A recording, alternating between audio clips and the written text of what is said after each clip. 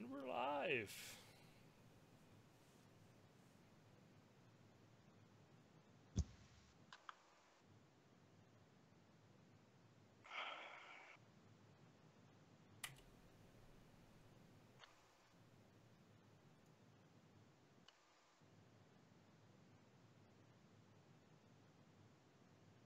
Yeah, the crazy thing about this whole Forza 7 controversy is just how much money the game throws at you. It throws money at I know.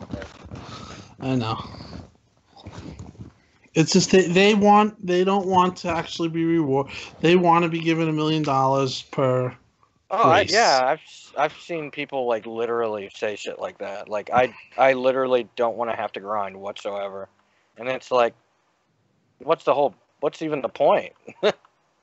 And I have news for you. I mean, I understand that if microtransactions are pay to win and stuff like that for the loot crates, but I actually enjoy the loot crates. There's no such thing as pay to win in Forza. Yeah, I know. Well, or pay to whatever, gain exclusive cars and stupid shit. But yeah. I like doing the loot crates. I actually like spending my money on loot crates. I like. I like the ability to get something rare. I mean, I buy the rare loot crates, the 250K or the 340, but that's what I like doing. I like Maybe we're dinosaurs because we're part of the old gen that really liked the collector stuff where you actually got things that were hard to get. Yeah. Unlockables and stuff. Everyone's I got some really cool stuff from the loot. Yeah, but I mean, the loot crates are all money that I work too. Yeah. Oh, yeah, exactly. Well, you can't even buy them with real money yet.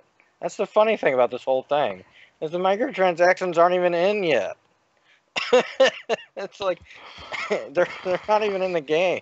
So they're going to be pay for though eventually, or sure? You will eventually be able to use your own money to buy loot boxes, but you won't ever need to do that unless you feel like you want to. Like, you get so much money in this game. Do you think they're still going to do it with all this fucking backlash? Oh, sure. Why not? They did it with Forza Motorsport. Forza Horizon 3 had it. No one complained. Yeah, same thing. Do we know if Will's going to be on tonight? Because I haven't heard from him. He said he would. Eric said he was going to come in. Did Eric say he's coming in? Yeah, I talked to him last night. We played PUBG. They've had the ability to buy cars in Forza using microtransactions for like 5 games. Or 4 games. The Destiny is fucking bombed. Well, it sold half as many as it did. It's already on sale. Did you see that? It's already $45. Yeah. That game deserves a bomb. It looked like it bombed. I tried. I played a bit of it. It's fun, but it gets repetitive really quick. Really fucking quick. Hey, as somebody who played 1,000 hours in, I've only probably paid 3 hours. Yeah, I'm sure it's great in a group, but solo, holy shit, it's repetitive. All right, guys, y'all ready to start a podcast? I am. No. Yep. Yes, sir. What's up, Will? Hey, what's up, guys? Oh, there he is. There's the PlayStation 4 player now. Yes. Traitor. Sorry, man. Had to do it.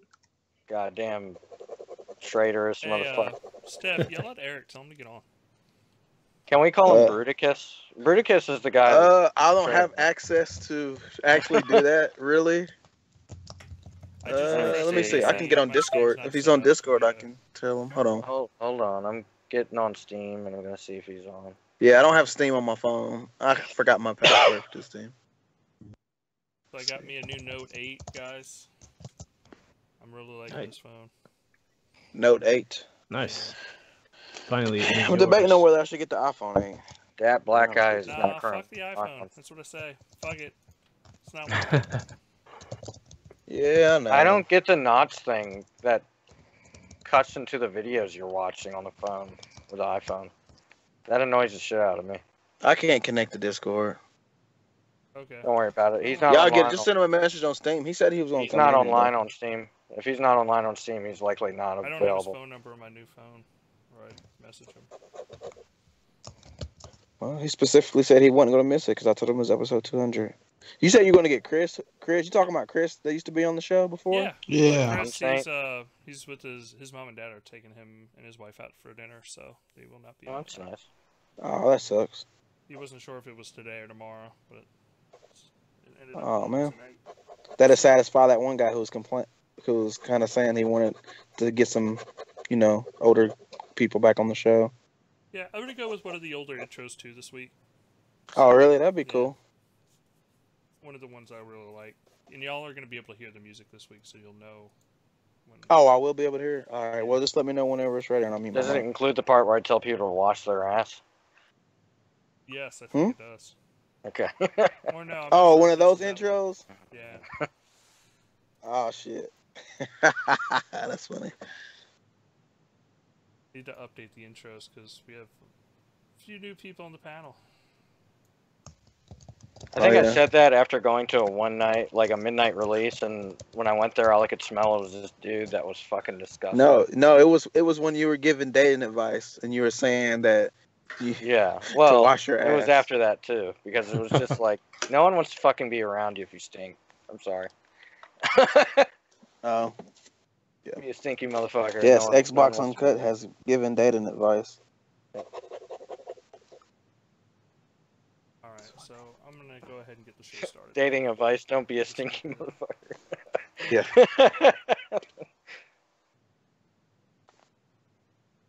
Brush your teeth.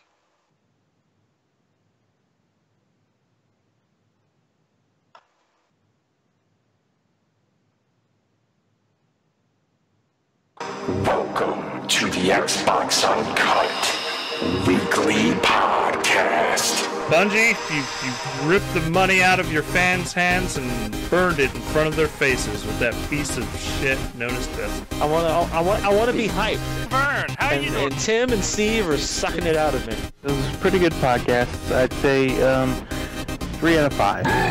South Park's a fractured but whole. Horizon. Wait a second. We gotta enjoy that title first. It's so good in the end. Your accent. Fractured but whole. Fractured but whole. That don't sound like that. Who the fuck is Master Chief? Exclusives happen. Third-party money has happened. I don't give a shit. Spectacular. Yeah, that was on Xbox, and the only way as a PlayStation fan you can be happy about that is because you're happy that Xbox fans don't get to play it. I finally finished Ori, which took me 36 hours, 1,338 minutes. Like, Forza they don't program in 0 to 60 numbers. They don't program in how tight a car can turn, how much traction a car has. They don't do any of that. But what they do is they put these statistics into their physics engine, and they let their physics engine work it out for itself. Well, if you don't want to buy it because there's a woman in the game or on the cover, you can suck it. You know how many times I've argued with people, and they're like, Persona 5! It's like it's the same shit all the time. It's like I don't know. They came to reality and you were like, take the L. You know, exactly. Sony's gonna have more delays. It's just it's a pattern all gen. When I played Minecraft Story Mode, if you don't like it, then fuck you. You can write into the show at letters@xboxuncut.com. And now, your host, Dustin. What's going on, everybody? Welcome to episode 200 of Xbox Uncut. We're here for another week of video game news, topics, I don't know, great panels, everything. This is going to be an amazing show. I'm excited to be here. We have wonderful Tim Dog here this week. What's up, Tim? Happy 200. Happy to be here. Happy to probably been on about over 100 shows myself, and I think I came on 62. Yeah. What was it? 62 or 67. But happy to be here, and pretty cool that I hit 200. Yeah, it's amazing. So it's a crazy feat. You set out thinking that you're just gonna do it, once a week, and you just happens. It's insane. We have Steph. What's up, Steph? From I heard you're out there camping, but you're still joining the show. Yeah, I'm out here in these woods right now, hoping I don't get attacked by, a wild pack of wolves or some shit like that. Don't worry, it's the bears you gotta watch out for. Oh, the bear? Oh, man. Fucking bears. Bear. Bears suck.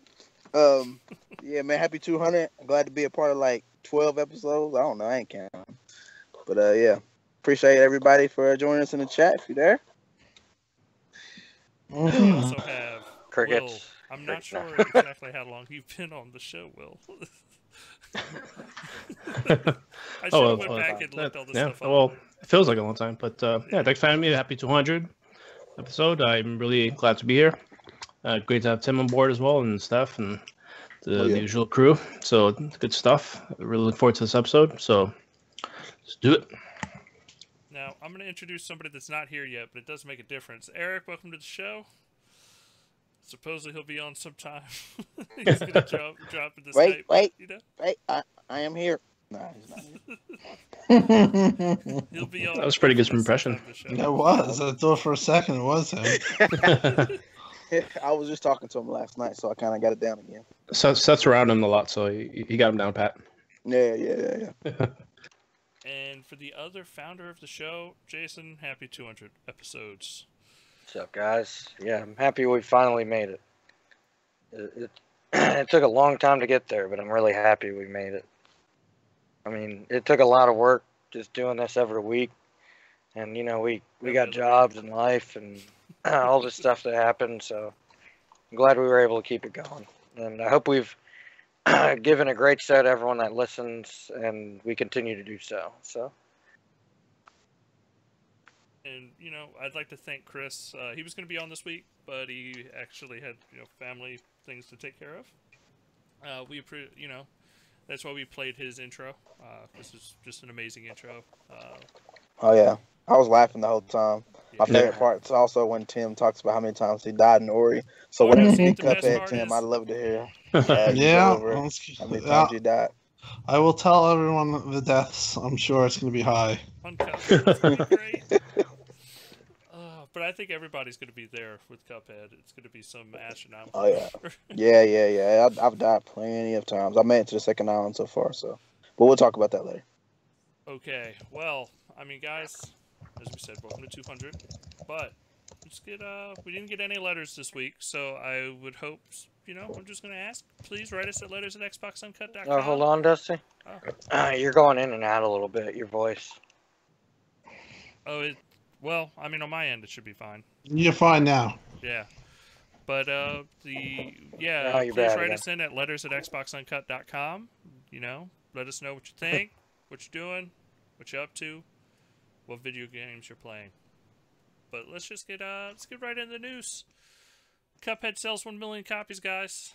It's been out since September 29th, and it is still selling like gangbusters. You talk about a company that, these guys got second mortgages on their houses and did everything they could to make this happen. And they're doing, it's finally paying off for them. And I'm very happy for Studio MDHR. Yeah, they deserved every bit it got. They put a lot of work into that game. Yeah.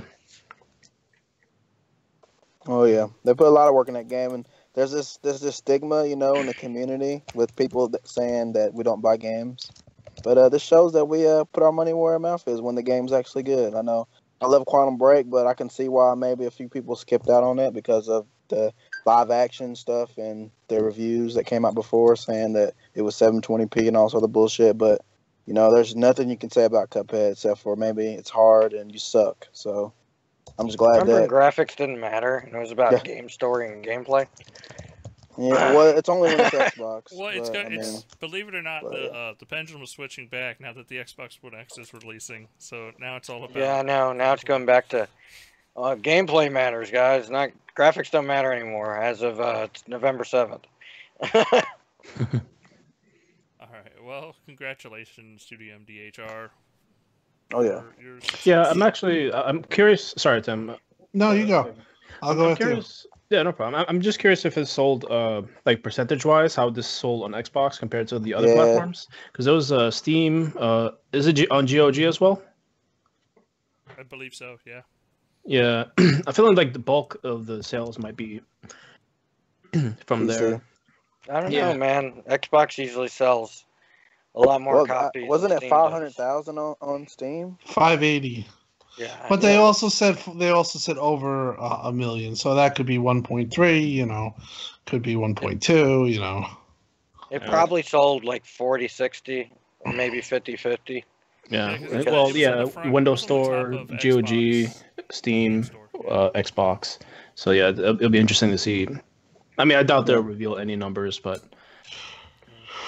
Well, I could see that game also being a holiday big game that's sold and gifted and stuff like that. It's going to be a great, what do you call them? Now I can't think of them. Bundle? No, stocking stuffer. Yeah, and they are in process of making a physical version. So the game is year to date. It's at the end of the day, it's probably going to sell. I think I would say 3 to 5 million, and that is huge for the amount of people that work there. And you're talking about people that we previously said that mortgaged their house, took second mortgages out, quit their jobs, and they all did it for a dream. And in 2015 they were close to making the game finished, and if they had released it in 2015 or 2016 in the form it was, it would not be getting the love it got. They went back and they tweaked everything, and they added a lot of platforming running gun levels, and they really fleshed out the game.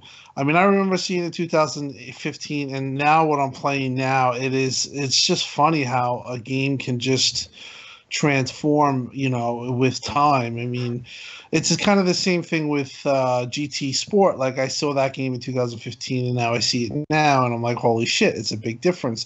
But games, if they get their time and they're not rushed, and they get fleshed out, they really Cuphead got completely remade, didn't it? Yeah, the music, they redid the music. It was originally just boss fights and very little platforming, and people in the community really went crazy about that. The sound design was completely different when I played it at E3. It was like the sound design was all popping, like how they have the pop in the load screen where it pops. Yeah, like an analog record. It was kind of like that. It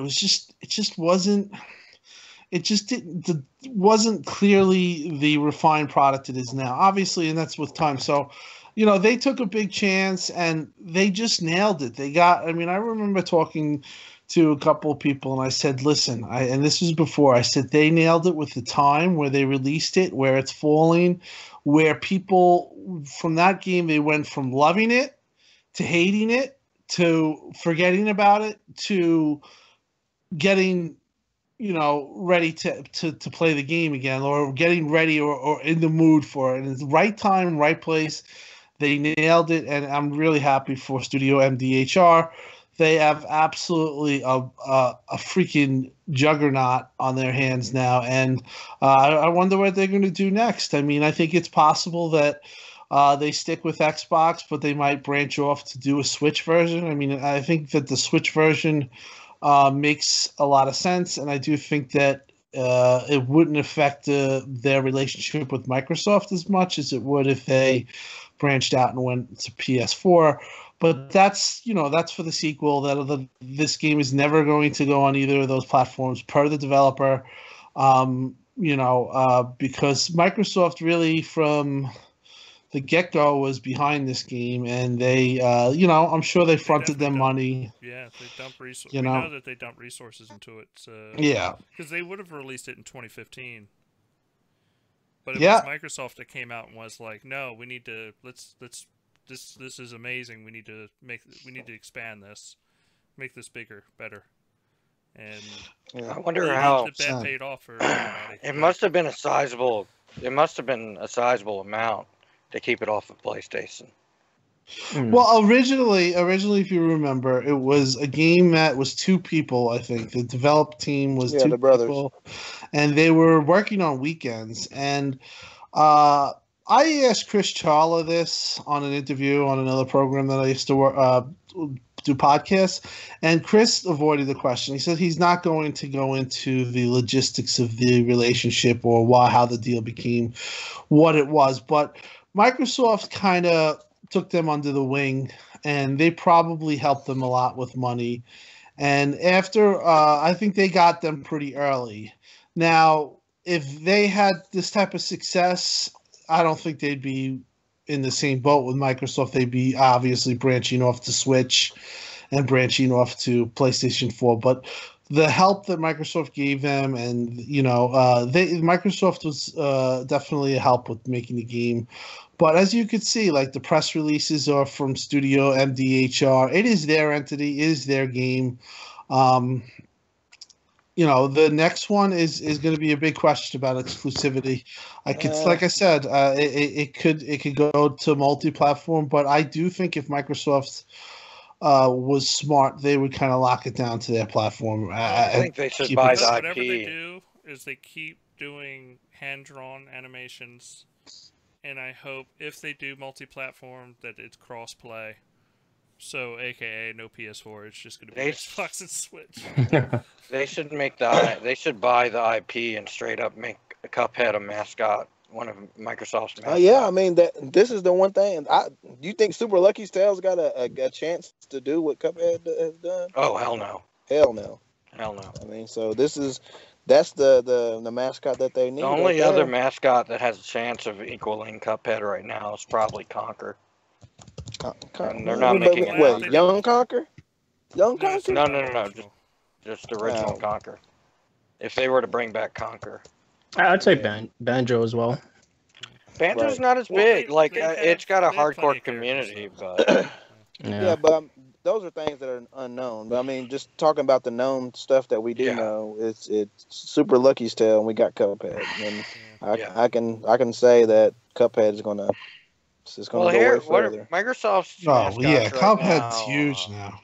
Microsoft's mascots right now are Master Chief, Steve from Minecraft, a car from Forza. Forza car, love the Forza car. Yeah, JD Phoenix. They really, really need to get some more good mascots, and I think Cuphead would be awesome. Yeah. Yeah, because it's adult but still like kiddie, like kid friendly. Yeah. My kids like watching me play it. They watch me play the game. They think it's like cool. watching an old cartoon. Having the whole "don't deal with the devil," like there's a more a stronger feel to it than just this is like a very safe cartoon for kids. Like it doesn't feel like Banjo, which is safe. Yeah. Well, that's the thing. Sorry for interrupting, but that's the thing. Their IP is absolutely a monster right now. You've talked about the Cuphead, the merchandising that's possible, the characters, Cuphead and Mugman.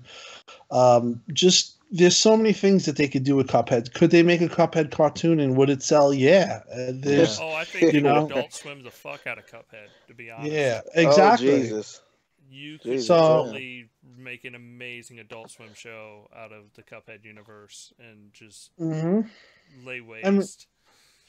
And I do think that that's probably going through their minds right now at Studio MDHR. They from a team that was working of brothers on weekends for this game, quitting their job, sacrificing everything, taking out mortgages, going into debt, to get where they got right now, and now they are seeing the grapes of the fruits of the wealth, or whatever they say, whatever that statement is, fruits of their labor, and they're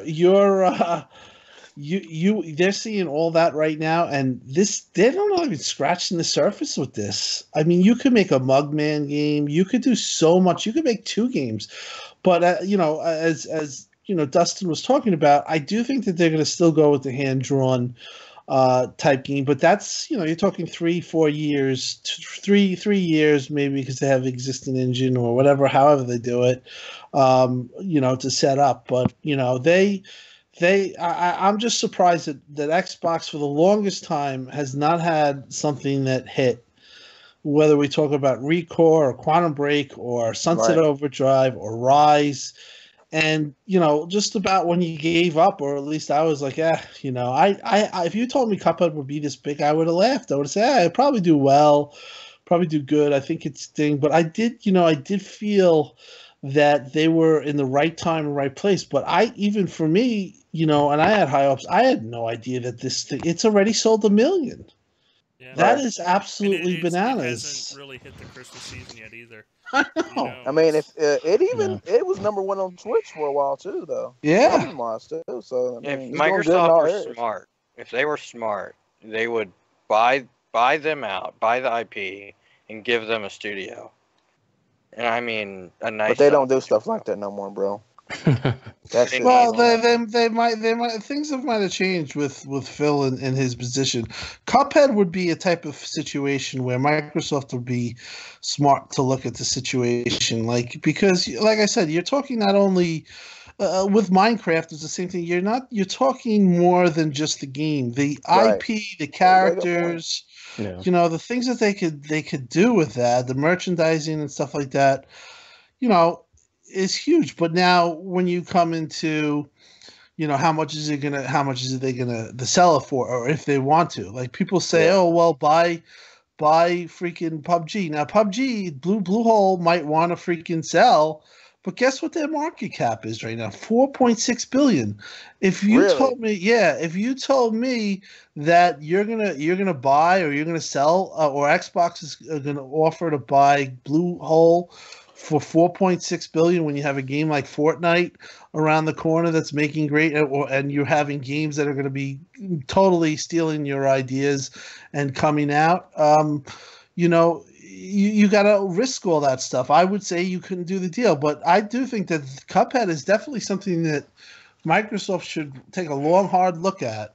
It can even provide a second win for their. I don't know if you guys have been paying attention. Look, I got a soft spot in my heart for PUBG, man. And when you start talking about Fortnite, that shit. Let me just someone who's tasted both of those games. Fortnite's dog shit. That shit is trash. Yeah. That's like a fucking Play-Doh when it comes to PUBG. That's like fine fucking pottery. No, I get that, but still, like, they're Fortnite. What has it's like the diet version of it, man. But it's sugar free, going gangbusters. Like it's diabetic. I got Oh, I ain't throwing no shade or nothing, but I'm just saying, like, look, put it in this context. Dude, PUBG has over 2 million concurrent players on one platform. Oh no, I realize that. I'm not literally. I'm definitely not saying that Fortnite is as big as PUBG. It's not. It will never be as big. They're gonna lose. It's gonna lose all its luster again because the game itself is trash.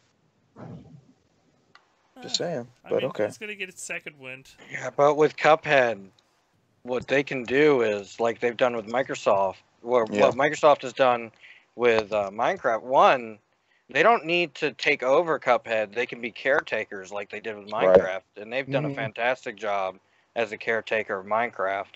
And that means they can continue offering the game on other platforms too, like Switch and Steam. Well, I would see that if Microsoft bought them, Switch would be... Minecraft were out.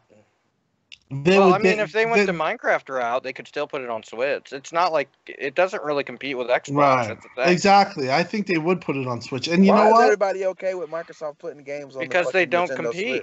They don't compete. They really do not compete. No. I don't know, man. They're different. They're way too different. That just sounds like another selling point for another console. I have a Switch. Real quick, I gotta welcome Eric to the show. There he is, Eric. Number 200. What's up? What's up? All right. Oh, Tim Dog's there too. Oh my gosh, you really made this. Yeah. Oh, we get a couple of take the L's on here. We got a cake too, but we ate it all before you got here. Oh, not good. All right, what you guys talking about? We're talking about Cuphead selling 1 million copies and its future, where it's standing, what you see, coming out of it. What they need to do is call up Warner Brothers. Get them to do some Looney Tunes. Yeah, we've talked about that. I said Adult Swim. I think Adult Swim would be better. You could make it an adult kind where they curse and stuff too, and that'd be huge. I wouldn't even want voice actors for it. I would want to. You just do subtitles. Just do subtitles, just like they're doing. Yeah, that'd be cool. You could do literally like 15-minute episodes. It doesn't even have to be super long. They would still be awesome. You could even get ex-Disney guys that used to work on some of the old stuff to write stuff for it, or give some ideas for the animation. But yeah, what I was gonna get at with them, what they could do with it is like, you know how with Minecraft they've gotten kids into coding by making a coding version of it where you can just make stuff. They could add a level creator to Cuphead with a script creator, and they could let kids script using Cuphead also, and that could be a big part of their push, dude. I don't know if anyone else is paying attention to it, but Minecraft, the script thing, like teaching kids how to code, is huge. It's absolutely they actually offer it at the college here. My son wants to do it over the summer. Yeah, it's going to be gigantic. I don't think people realize just yet how big of a deal that is. And Cuphead would be another great game for them to use that with if they were to buy them. Or they don't even need to buy them to do that. That should be too hard, bro. Kids being there throwing the Yeah, but that's why I used Minecraft. Right. Or, you know, even if you use Cuphead, kids could script it to make it easier, or they could script it to make it harder. They could just use cheat codes like my boy. Well, it's not really cheat codes, it's coding. Learn how to play old style side scrolling. Yeah, but we're talking about coding. I'm talking about teaching coding. I know. I'm just saying it doesn't matter if it's hard. They need to learn. It could be great for teaching people. It'd be great for teaching kids how to draw art too. Right. Yeah, there's a lot of potential in it, educationally. But they really do have an amazing IP on their hands. And you know, I look forward to seeing what, like Tim was talking about earlier, their next project. See what if they do another Cuphead, or if they just go and do something totally different. I think they should do one more Cuphead and then another IP. Right. Maybe another IP and then another Cuphead. Well, they could also do Cuphead. They could do a Looney Tunes or Adult Swim type thing. I really do think that they should branch out the characters and expand. I think it's time for Microsoft to make party games, man. I think it's time for Microsoft to use their IPs. They got they don't own it though. That's the thing. They could. Well, I know that. I'm just saying they could partner with them and get how Nintendo gets like Solid Snake. Oh man, wait, we're talking about Cuphead here, guys. Sorry, I dipped out there. Cuphead. Yeah. The problem with this is the problem with this. Really, the problem with this whole situation is, like you just said, they do not own this. This game, I don't have to own it. I know, but I really think Microsoft need to really just, if you want to have a brand recognition of an IP, it's better to just buy them. Yeah, that's the only way. And I know, Microsoft has a little trouble with people getting on the Windows Store, which it shouldn't still be trouble. No, that should be solved by now. There's no I couldn't download Cuphead on my PC for like 2 weeks. Yeah, there's no excuse for Microsoft on that. They have to fix that. And I think that if they need to keep these games only on their platform, as in the Windows 10 store and Xbox One, Well, they don't even need to do that. Just do it like Minecraft. But the problem is that that's not. It opens the door to other things. Like, it doesn't have to be just on Steam.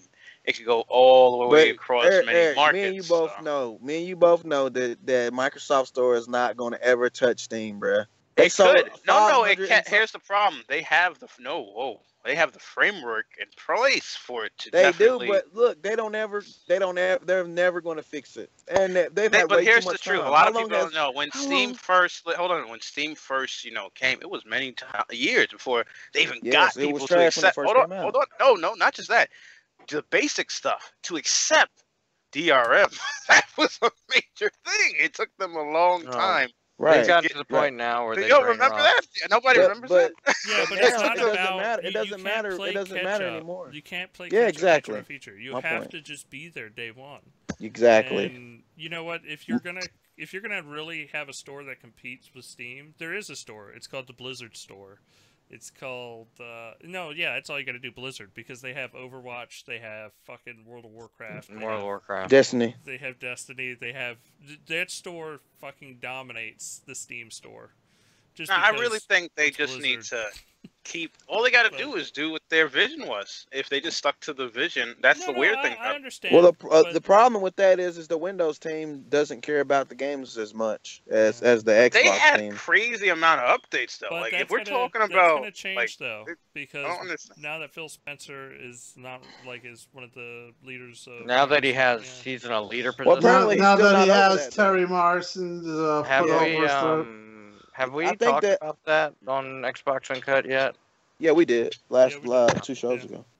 Okay. But I was listening to a podcast with Jez was speaking on this exact thing, and he said that Terry Myerson's team is actually over the Windows Store, not Xbox. That's why it's the way it is. Well, yeah, they don't have control over the Windows Store. So that's why it's the way it is, and it ain't going to get any better because of where Phil's at. Because basically, I think Terry Myerson. Well, Phil can. Well, I can tell you something that I know for a fact. That's not completely true.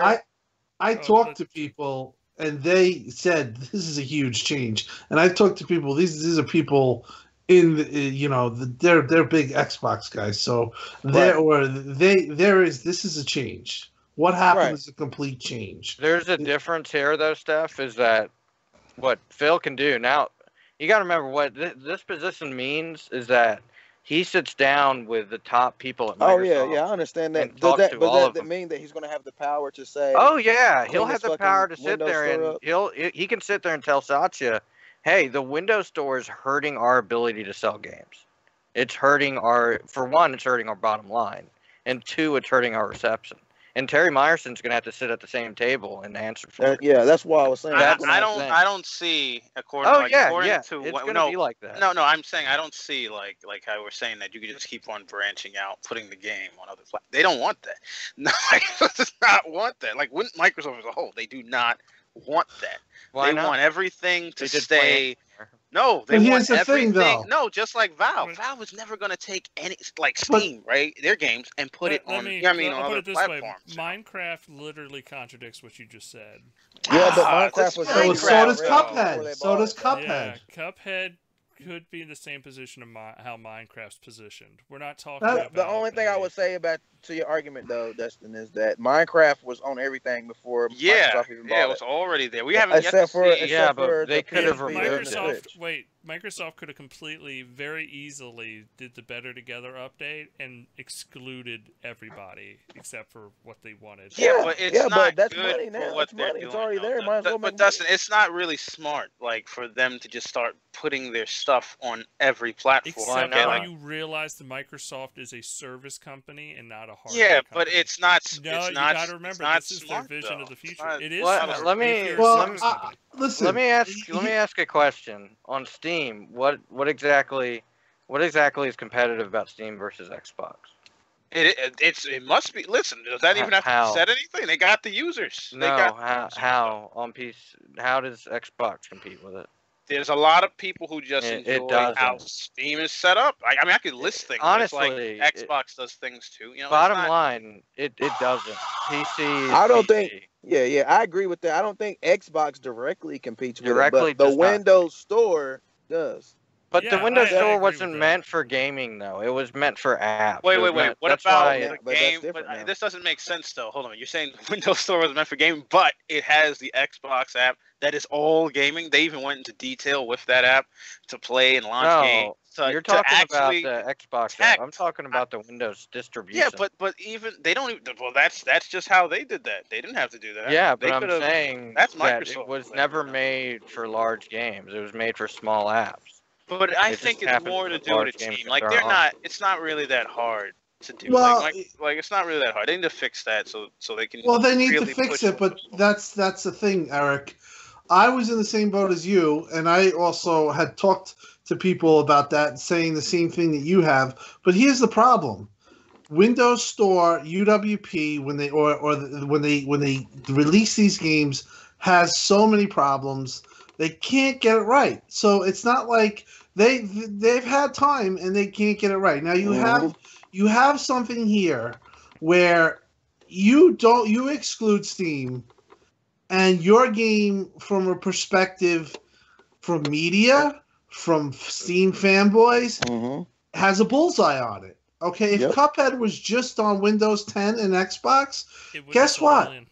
It would not have sold 1 million. It would not have gotten this type of respect. It would not have gotten this type of love. No. So it's like when you talk about Halo 6, my thing is like, hey, if you're gonna do one thing, you're gonna keep it on Xbox and only on Xbox and UWP. But once you go on UWP, you put it on PC. At that point, might as well put it on Steam. Might as well put it on Steam. I agree. There's only one. But the problem is that those are Microsoft's issues. That's not anything to do with us. Yeah, but they can't fix it. I don't know what this is Microsoft. They should be able to fix it. I don't know what it is. They you don't remember they were bragging Tim Dog about, look, we can. It's easy. You just take this game and put it on the PC. There's only one reason it works, that the games. There's only one reason that the games are on the Windows Store. And that's because if they were on Steam, they would have to give a 30% cut to Steam. I think let's wait to that is Killer. Literally, let's wait to Killer Phil. That is why Blizzard has its own store. Yeah, that's true. That's why EA has its own store. Okay, let's see what he does next year and whatnot. Because I don't see him like wanting to do that. I'm telling you, the only way. I'm cutting it here. We're moving on to the next topic. Okay. we went off base on that. All right. Epic Games is suing 2 individuals over Fortnite cheat. Epic Games has filed suit against 2 individuals for making and using software that allows players to cheat in their game. Fortnite, according to the court documents, a pair of suits filed in North Carolina named Brandon Broom and Clark, I can't read his last name, I'm sorry, as the defendants. Both are said to be associated with the same subscription-based cheating service, addictedcheats.net. The lawsuit is unique because their cheating service itself isn't the subject of the civil litigation. Instead, the people that created the cheats themselves are being directly targeted. These copyright infringements can carry a penalty up to $150,000. So I did this article because I thought it'd be a good thing to talk about. Do you think it's right for Epic to come out dumb. And sue individuals and not the cheating site itself? I think it sets a bad precedent. I think that's dumb, honestly. Just ban their accounts, fix the cheat, you're done. You don't have to sue people. Yeah, it's a bit. I think it's overboard. It sounds like they're trying just to make an example of them. Mm-hmm. Even if you've banned them 9 times, ban their IPs. Stop being pussies. I'm sorry. Stop just banning accounts. Ban IPs. And if they go beyond that, ban their credit cards. Ban anything associated with them. They can do that. They do that all the time. Ban their credit cards. Ban MAC addresses. You can ban all kinds of stuff. That's really stupid to sue someone over cheating. I could understand. They won't. I can't even understand exploiting. That ass won't cheat again. Yeah, they will. They don't give a shit. You're not going to jail. This isn't a. Are they selling the software? This isn't a criminal case. This is they're just suing them. That's different. Right. So they're not selling it. A website that sells cheats is a subscription service. Picked it up. Is picking it up and using their stuff that they put up there. Yeah, that's dumb. Jesus Christ. Are they making any money off of it? I don't think they said that if they were making any cash off of it. Well, you said a subscription service, so you got to pay to subscribe to it? Oh, yeah, they're making money. Yeah. Well, we don't... These aren't the people that own the site. Okay. This is the people that made it.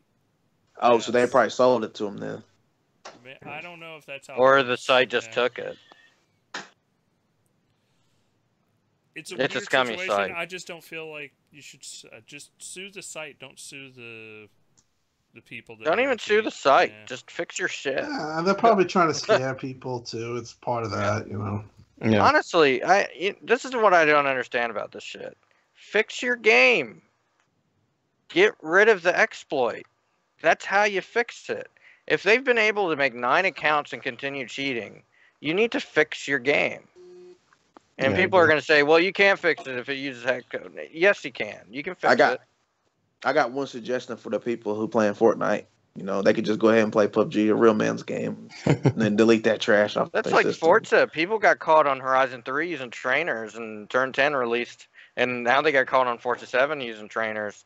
Turn 10 released a message saying anyone caught using this is going to get perma banned, straight up. Yeah. Stop that banhammer, baby. All right. Anybody else have feelings on this topic? What's going on? Fuck Fortnite. I agree. That's what I'm talking about. This week, South Park sets up the fractured butthole. So I don't know if y'all... Like, I was surprised to see it. I turned on South Park. Haven't watched it in a while, and it's totally setting up the game that's coming out on Tuesday. It was an amazing episode. The kids were all part of one franchise, and, well, I guess, Civil War is now happening between all the South Park kids. I can't wait for this game to come out on Tuesday. I know I got the premium edition of it, which, it's $90, but it's gonna be worth it. The last game made it worth it. What comes with it? What anything extra come with it? You get the Xbox One version of Stick of Truth. Okay. The original, which is a full 1080p. Which we already own. Well, no. We had the 360 version, which was 720p. And then on the Xbox One, it actually had issues where the voices were off from in the cutscenes. But the Xbox One HD version is actually really, really good. Okay. But yeah, the episode just set up South Park. I just thought it was really funny. You should go, if you're gonna pick up this game, go check it out. It was worth watching. It's the best parts of South Park because it wasn't political. It was it was kids playing superheroes. So the political... I'll spoil a little bit of the episode. So, Butters went on Facebook, and Cartman is setting up, DC Comics. They're trying to set up their own hero franchise so they can make money. And they went to Netflix to do a pilot, but Butters decided to go on to Facebook and just start publishing fake news, like Putin. And literally, they bring Butters to Putin and yell at both Putin and Butters by the end. It's fucking hilarious. Yeah, that's cool. Yeah, it's all about fake news and just getting the game ready. Yeah, I hope it'll be cool if they added that episode to the whole game package, kind of as an extra to lead up to the game. That'd be cool. That's what the premium editions cool. Come with is some episodes. Oh, that's cool then. Yeah, they slam Mark. No, I said should. I didn't say does. Oh, okay. My bad. All right, let's go to the next bit of news. Mass Effect Andromeda, Dead Space 3, and several free trials are heading to EA and Origin Access later this year. So that is such if you shame. Headed out and get it, if you waited long enough, you're going to get Andromeda as part of EA Access. That's Which, such you know a shame. what? I expected it to come out eventually on EA Access, but it seems like it's coming out a little bit sooner than I would have called. The fucked up thing is it's a really good game. Yeah. And it would be really, really good if they actually decided to release story DLC. But they decided not to bother. So it's just I'm not touching the game again. That's sad what the whole thing happened with that franchise, man. Yeah, I know. It's also... Yeah, they will. It's a little disappointing that... No, go ahead, Steph. I was just going to say, I'm happy. I'm one of the ones who didn't buy that shit, so... Hey, I'll take it. Pretty good game. I played it. No, it's a good game. But, yeah. I know everyone was there's controversy about the facial animations. They were pretty bad. I'm going to be honest. They were pretty fucking bad. That game had issues when it came out. And I beat the whole thing. I did everything in the game. So, it's a great game, but it had issues. Yeah, at this point, it's patched up pretty well. It's pretty decent. I'm just very disappointed about the whole support for the post-launch support. And it's awful. Yeah, and the X, the X version, you basically stuck with the Xbox One version. You just kind of got to hope that the 16-time anisotropic filtering. Andromeda had the potential of having huge story DLCs. Yeah, great ones. They left the story at a point where it would have been awesome. The day after they got done developing it. It's fucked up. Yeah. Well, it's typical EA stuff. It's nobody's surprised about this. It's just disappointing when you keep seeing that stuff happen, especially with a big AAA big budget game. It's a beloved franchise. Mass Effect is not a Oh, it was on its And last Andromeda leg. had Like, a lot of good were, ideas. Yeah, people were looking forward to Andromeda. Like, it was one of the biggest games coming out. It was like, yeah, Mass Effect's back. And it just was like, oh, they fucked it up. Yeah, I mean, it's crazy how such a big franchise you could just get dismantled like that, like from EA. Like, it's incredible how you just do that. Taking another year to fine tune it. Oh, it needed time. That game needed another 6 months at the very least. No, I don't know. Maybe they could use Microsoft as. I mean, it could have been if they delayed it a year. It could have been an Xbox One X release. Yeah, man. And, that's what. Yeah. I was just gonna say. I mean, this franchise is not over. They still made a decent amount of money on it. And the market's still there for it. They just have to come out swinging next time they try to release a Mass Effect. If they release the same thing, quality as Andromeda, that'll be the end of the franchise. Hire new people to do animation. And Casey Hudson's shown interest, I guess, in returning to the franchise from what I've seen, but hopefully he'll be around. Get someone new to design whatever new aliens you bring, because whoever did the Andromeda did a shit job. I'm sorry. The new aliens don't look very good in Andromeda. Yeah, they look like crusty boogers. Yeah, they're pretty bad. But yeah, I mean, these are good, decent EA titles for EA Access. I mean, the only thing is, like, if you're a hardcore fan, you already have these in your library. I actually bought the Dead Space stuff, like, when it first came out on back and pat, so like a sucker, I bought them, like, for $20, but... I have to say, like, EA Access is such an awesome value. That is insane, like, what they're offering on there now. It really is. I think with the change of house, maybe possibly that it goes to PlayStation 4, there's no reason to keep that off platform. I mean, it's such a what do you mean the change of house?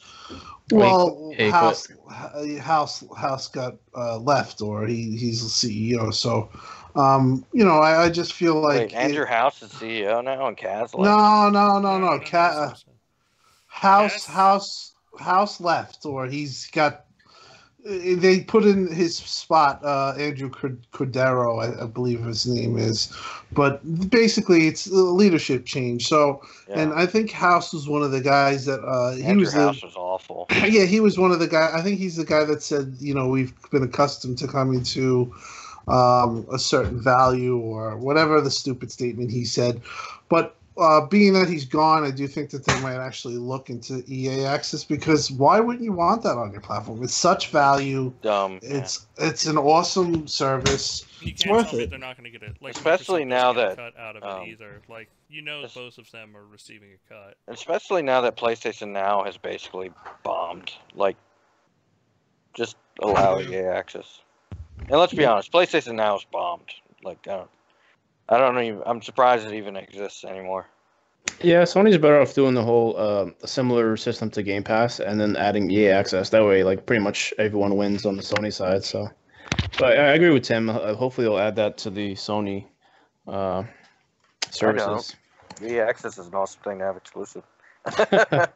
Yeah, but it's like, it's not a huge deal, but it's nice to have. It's a nicety. Yeah. Well, I mean, they're also showing off The Sims 4 is coming to Xbox One, stuff like that. Battlefront 2. They're adding Need for Speed. I can't wait to tell a little virtual guy that he needs to go to the bathroom to take a piss. It's EA Access. You're gonna get those, the smaller games. You're gonna get the larger games. It's still a good deal. Yeah, I bought a friend a month of it, and he was playing Battlefield 1. I mean, like, it's hard to challenge that value with anything. Yeah, I feel like they should also, like, we've talked about this before, but I feel like they should evolve the service for, like, just for their sports titles as, like, kind of like the place to get the sports titles that you don't have to pay like $60 every month. But I guess it's too much money to. They need a separate service where you can get the sports titles the day they come out. Yeah. That would be smart. Like, if you pay an extra, I don't know, what is it, 30 a year? So you pay 80 a year and you get every sports title day one. Release. Yeah. Yeah, that'd be awesome. Maybe even a week before release. Yeah, that'd be dope because everybody get that live, NBA Live. Yeah. Yeah, you don't have to bother with discs. Yeah, sorry. I mean, disc. You're right. Like as a person, I just hate disc now. I can't do it. Agreed. It's over for good. Let's keep disc as far away as possible. I understand that, like, ISPs are going all out to fucking charge everybody and put data caps in place now, but I don't want to step back. We need to fight ISPs and not accept data caps, because I don't want to go back to disc. Like, I'm done. Yeah, it was good that Microsoft released that where you can now transfer games. Yeah, between consoles. Between consoles. Yep. All right, this is the biggest story of the week. I thought everybody was talking about it all week. ESRB says it doesn't see loot boxes as gambling. So they're not. Everybody heard it blew up. People were yelling at each other about loot boxes all week. That's all we heard. Loot boxes, loot boxes, loot boxes. It's gambling. It should be illegal. It's da-da-da-da, you know. Dusty, you know what's a key thing about gambling? You know, what's one key point about gambling that separates it? You have to be able to actually lose something. Exactly. So you have to be able to play and not win. I want to read the ESRB statement. ESRB does not consider loot boxes to be gambling, said the spokesperson in an email to Kotaku. While there is an element of chance in these mechanics, the player is always guaranteed to receive in-game content, even if the player unfortunately receives something they don't want. We think of it as similar to principles to collecting card games. Sometimes you'll open a pack and get a brand new holographic card you've had your eye on for a while, but other times you'll end up with a pack of cards you already had. I think the ESRB kind of nails that argument. Like, it really is just like buying, you know. ESRB dropped the suplex on everybody. Suplex City, basically. if you want to call it gambling, literally you would have to pull all playing cards. Yeah. That means going into a grocery store and buying like one of those brown packages you can buy for charity would now be considered gambling. You don't know what's in it. It's like I think what happened was like how everybody reaction, right? It's been pretty, you know, people have been like, oh, they sell Forza, like everything came at the same time. It was like Forza, then it was Shadow of War, Destiny. What's the other one? I can't remember right Overwatch is sitting at a 91 on Metacritic, and no one says anything. Yeah, it's Overwatch, man. Come on, they get a pass, man. It's Overwatch. That's true. That's true, bro. There's such double standards, and you know, I hate to say it, but this is where you start to see, you know, and I talked to this pre-show, you start to see the mob mentality, the certain forums, Reddit and NeoGAF started up. And they make it, you know, while there might have been some legitimate, you know, gripes with the VIP, but they take it to the utmost degree. Then you have videos like, what's his name, Sterling, and then you have Boogie, Jimmy Sterling, and they say things, and then the last 10 reviews, at one time Forza was a 93 Metacritic, then it went down to a 91. About the last 14, 15 reviews all mention how great Forza 7 is, but how it's it's marred by the microtransactions, and you know, they docked the score about 30 points on some. Which isn't really fair to the game. You know what I mean? You know, we're going to go into it with the panel right now, but you know, I mean, for me, and I'm just going to give my take on it. The loot boxes and you know the progression is completely fine. There is nothing wrong with that. They want you to play the game. They want you to experience the game in all of the tracks, on all the dynamic level, the dynamic lighting, the different tracks on different. With different lightings and different weather conditions. It is a long game. It is probably 30 to 50 hours of single-player content. Isn't that what you want? Now, they complain about the loot boxes when they're microtransactions. Microtransactions haven't even went live yet. So a lot of the shit that you're hearing is just noise, and it's just people. It's people echoing what others say and not even knowing what the fuck's going on. It is annoying because Forza 7 is a big step up from Forza 6, and it's kind of gotten lost in this loot crate controversy where there really shouldn't have been a controversy with the loot crates. I personally like loot crates. I actually find some of the stuff that you get in the rare loot crates, fun, and I actually use my credits when I build them up through in-game racing. For that, that's what I do, and that's a personal thing that I like to do, and when you talk about the VIP situation, it deserved definitely its fair share of criticism. They definitely shouldn't have screwed up some of the things that went on. What they did with that was wrong. They had a different description, right. And then they changed it and then they gave everyone, bonuses. But for me, thing, it's definitely blown out of proportion with the loot crates. I mean, it's blown out. Before we get into the micro, just state something on the VIPs. Here's the thing with Turn 10. As someone that's been following for fucking ever. Turn 10 is really great at listening, but they're not very good at communicating. And what I mean by that is, for instance, in Forza 7, they added a new camera view where it's closer to the dashboard, and the steering wheel is missing for most of the cars. That way people with steering wheel setups have a better view. And that's listening to the community. The problem is they don't communicate very well with the community. They don't really actively talk much. They listen, but they don't actively talk, and that's a big problem. That's true. Yeah, but that's been the issue with the weather and stuff like that. And people with this misinformation about how the weather system and the day and night cycles work in Forza 7. But to get back to more what Tim was talking about with the loot boxes, I think there's good ways of doing loot boxes and there's bad ways of doing loot boxes. Forza's not a bad way of doing loot boxes. I think the best game with loot boxes, honestly, was probably Halo 5. Its loot boxes always felt like they were cheap enough. You got a bunch of cards, you sold a bunch of shit, you were always happy to open loot boxes. Like, you never felt cheated, but you know what? If you wanted to drop Halo 5 is God tier, yeah. If you wanted to drop $50 fucking on loot boxes in Halo, you could fucking do it. You could easily do it. Yep. But you didn't have to. It never felt necessary.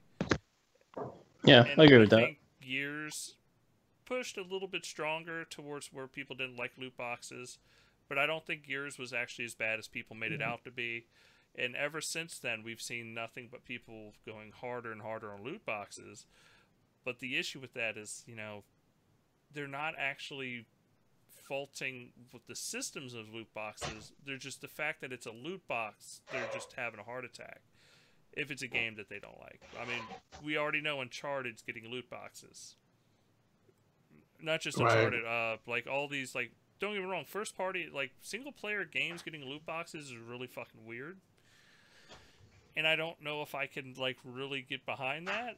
It's kind of really odd, but, I'd have to see how it's implemented in the game and not just fucking have hemorrhoids and rage and just sit there and go, oh my god, it's loot boxes. I can't believe this. To explain it, look at the systems. Explain it to people. Before we get, a big part of the loot box thing is what matters is the game's economy. That determines whether the loot boxes are nasty or not. And here's the thing with Forza. With Forza 7 right now, you get money. One, you get a good amount of money from each race. And they've added long races you can do now, which takes about 15 plus minutes to do a race. But you get a pretty good payout. But you also have mod cards that can increase your payout. Depending on the mod card, you can get anywhere from 100% bonus to a 300% bonus in credit, including some experience bonus too.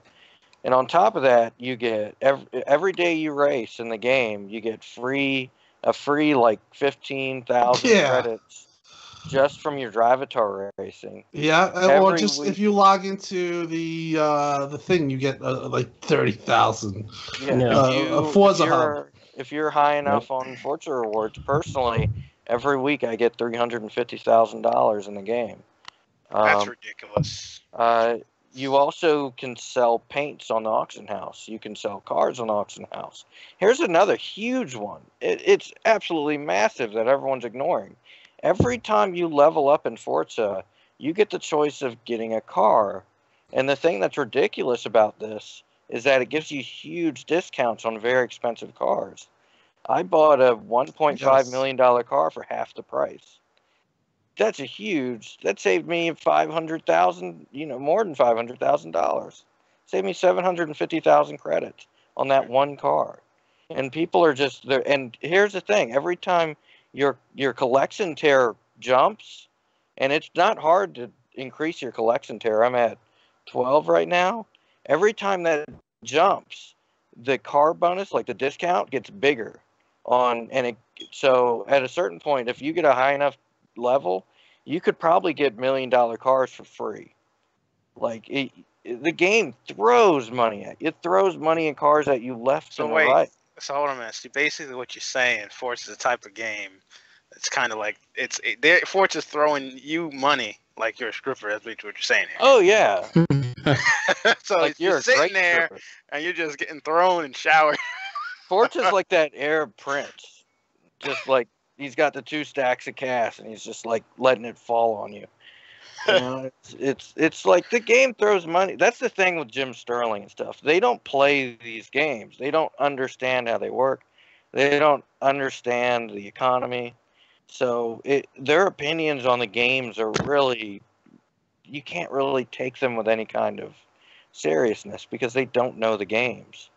And I'm sure they're going to turn around and go, but these are loot boxes. It doesn't matter. It's like, whatever, you can argue against them, but what matters is whether or not the game forces you to use them. And I think what it is, though, all in all, just to say it, everybody said it already, but it's simple. The timing of all these games, having all of them, it is. I ain't gonna lie, it looks a little bit weird. It does look a little bit weird in the time. It's not weird. It makes money. No, That's because why you have. I know, but it does. I can understand why people were like overreacting. Like, what the heck? Like, there's another game. Another game that has this in it. Here's the thing, Eric. I don't like it. Here's the thing, is that it would. I understand the argument if they changed the economy to the point where it felt like you needed to use, if you needed to spend real money to actually progress and feel like you're getting somewhere, that means they change the game so much just to get people to buy stuff. If all it is a way for people to just buy things to get things faster than others, I mean, that's whatever. Like, it doesn't hurt anyone. So I don't really understand the problem. Like, here's another thing, and I think I forgot who brought it up online, but game prices haven't raised in over 10 years now. Like, they've been kind of sitting at 60 for a long time. We have 2 options, guys. Game prices can either go up by $10 to $20, or we can accept loot boxes and allow. To be fair, I spent only 2 options. To be fair, I spent $100 on Forza. No, yes. Oh my gosh! Well, the Ultimate Edition, right? The thing is you have whales like you that they know they're going to get their $100 Ultimate Edition. What are you saying about me, bro? And you have people that just want to pay $60. Are you saying I have the largest penis in the animal kingdom? Maybe. Well, I think the issue people have with the Forza. Sorry to cut you off, Dustin. No, you're fine. It's just the way, I guess, the way they're progressing with the. It's called a circumcision. Is the loot crate within the progression system? I think that's why they're taking issue with it, even though it's not really it's actually kind of harmless when you think about it, because it's not like using any. No, well, here's the thing: the loot boxes give you mod cards that give you tons more cash. Yeah, it's more spread out.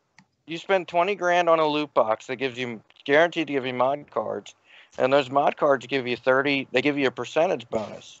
So let's say you buy the loot box for $20,000. You get 5 cards, and each cards give you let's say each one gives you a 30% credit bonus. If you go do a long race, that could be if you use all 3 cards over the course of 3 races, you could make an extra $100,000 on that, if not more, $150,000.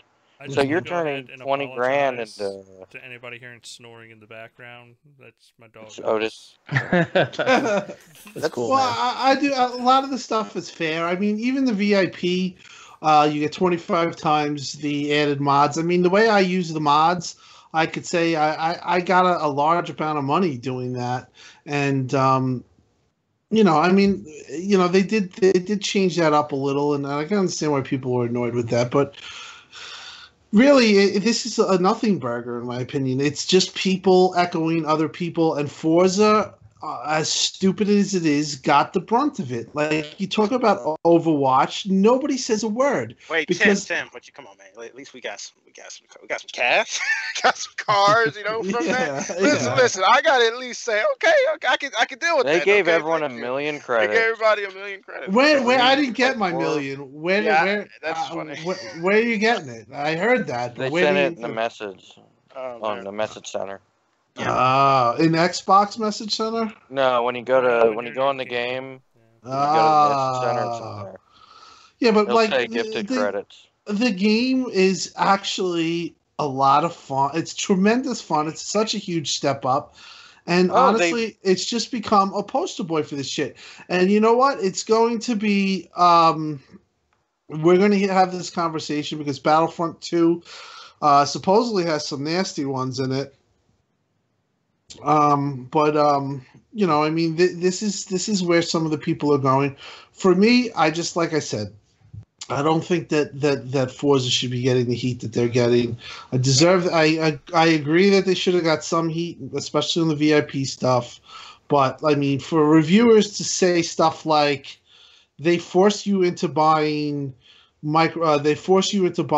these loot crates or buying into them is just it's just stupid. And I hate to say it, it's just the mob mentality, the echoing of these forums that these people complain, and it's just, the sad thing, Tim, is that I was talking to a guy at work yesterday, and I told him, I'm playing Forza 7. He said, I heard that sucks.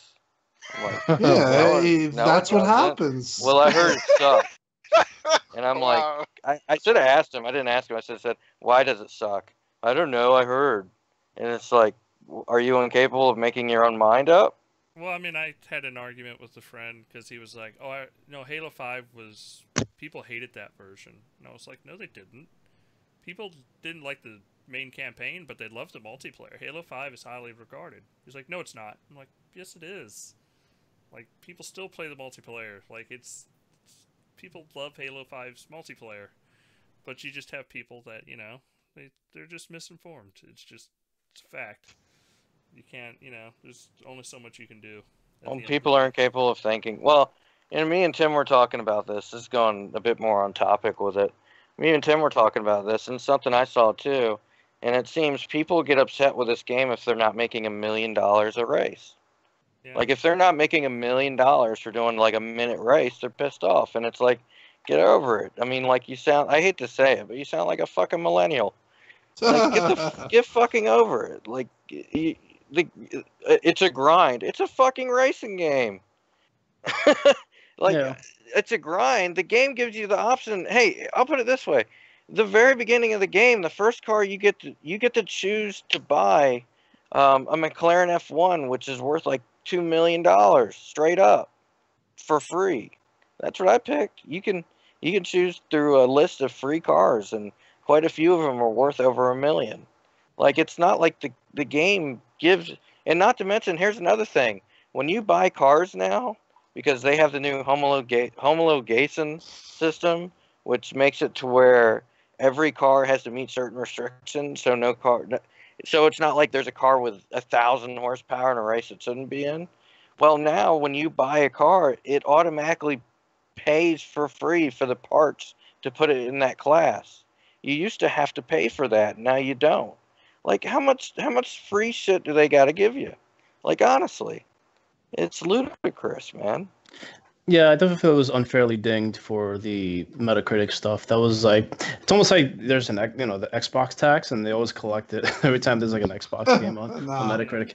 So it's very annoying, and like this is why you kind of, I don't really care about Metacritic. It's just the fact that people care about it so much that it kind of determines how the game is received. Crazy Juan was saying. Well, I'm forced to care about Metacritic because it's where game developers get their bonuses now.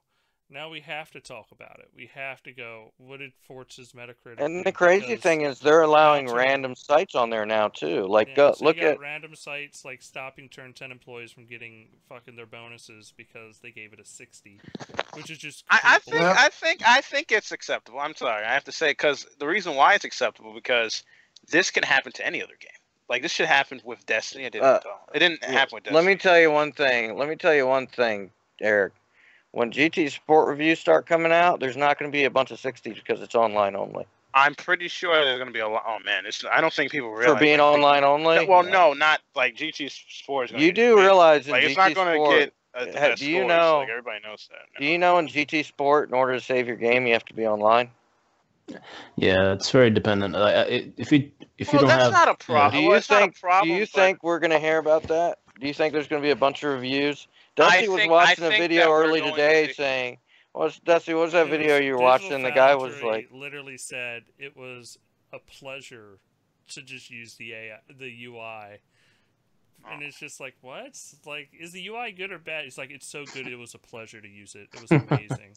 It's like the best thing I've ever had. It's like, how far, excuse my French, but how far can the cock go down the throat? I'm just saying. Well, I mean, listen. I mean, that's. I think that the lighting in HDR it could definitely be better in Gran Turismo Sport, but the fact is that Forza's a much more variable experience. It has dynamic lighting, it has dynamic weather, it has tracks in different lighting, has tracks in rain, weather. It does a lot more. It has, other stuff. It looks way better too. Especially when you get 4K assets, native 4K, assets and stuff. When a lot of people playing this on S, when they see it on X, I think that they're going to even be that more impressed. But the reason why that Forza took this was because part of it is because it's Xbox. And I hate to say it, there is definitely a segment of people that just give Microsoft a hard time when anything like this happens. And you see the reaction. You have other replays in GT Sports. Sorry, that was random. It looked pretty nice. Yeah, the replays and the scat mode it's going to be a good game. I think it'll be around 80 Metacritic, 82 Metacritic. But the fact is that aside from all that, the loot box thing was definitely part because it's Xbox, and it's just sad how you just see these reviewers. Like the last 15 reviews, the Metacritic is probably an average of 70, 77, 78. And you read the reviews and they all say it is the ultimate racer, it is this and that, but the microtransactions, blah, blah, blah, microtransactions, blah, blah, blah, and it's a 6 to 10. I mean, I read this, because I read the reviews. Right now it's an 86 on Metacritic, and the last review that took it down was a 6. Oh, wow. Literally reading about it, the guy saying how much it's a good thing, how good it is, but how it falls on its face with the microtransactions. I gotta read that article. It's the only 60 that it got. So it's right there on Metacritic. I mean, and some of the stuff that I read is just over the top, and it's sad that let me tell you about the misinformation on one of these reviews, Tim. Let me read the bad that they gave. Read it. Yeah, exactly. This is what they gave. They gave it a 7.5. This is the bad they gave it. Changes to how you earn credits in the mod system increase grinding. The mod system decreases grinding. The whole point to the system is that it increases the amount of credits you earn. How does that increase grinding? I don't get it. It doesn't make any sense. It doesn't make sense. You can make 300% extra just for mod cards. And the mod cards aren't hard. They're like, stay on track for a lap. Don't go off track for a whole lap. And you can get an extra 70% credits. So that'll be the whole thing. Or use a braking line and get 60% extra credits. Like that. I don't think a lot of these guys. See, I think if you're going to be a reviewer, I really do believe that if you're going to be a reviewer of a game, you should show your receipt of the game and show that you played the game, because I mean, I've seen YouTubers do that and people call them out, but when you're a reviewer and you're working for a publication, a lot of these guys won't give you their gamer tags and stuff like that. But some of these guys with these reviews saying it's too long, too much of a grind, they probably didn't even finish the Forza Cup. And right there, that shows you that they're just being an asshole and they're not finishing the game. If the game is going to be 40 hours long to finish Forza Cup, and that's the full showcase. By the way, for Forza, that's short. That's really short. Exactly. Well, let's just say 40 to 50. This is a case where they wanted something where it was three sections, not 5, and the game was drastically reduced, and that's what they wanted. They had all the cars.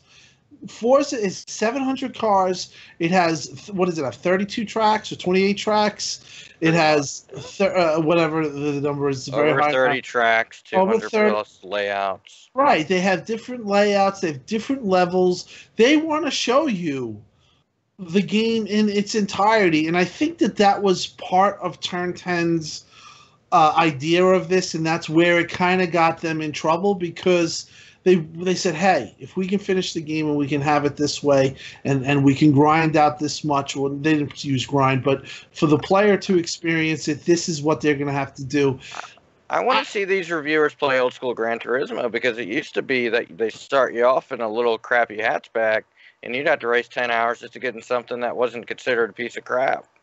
Yeah, and I would love to see their gamer tags. Like, if you complete a game, you got to show that shit. Especially with Cuphead, with some of these people, Cuphead should be a 90 Metacritic game. I guarantee you that there are people who reviewed that game that did not finish the game. Here's the best part about this review. The ugly is a lot of these new driver suits. Yuck. Yeah, no, it's Jesus Christ. It's a fucking optional bullshit. You don't even. It's so dumb. That mime one. Yeah, it was EGM. I like that mime. Well, I'm gonna give it the final word. Well, hold on one sec. I just want to say ACG, the YouTube channel, does game reviews. They do the buy, sell, or wait for a sale, or no, buy, don't buy, wait for a sale, whatever. And they did an awesome review, and they just ended it with a microtransaction saying they're not implemented yet. We don't know what it's going to be like.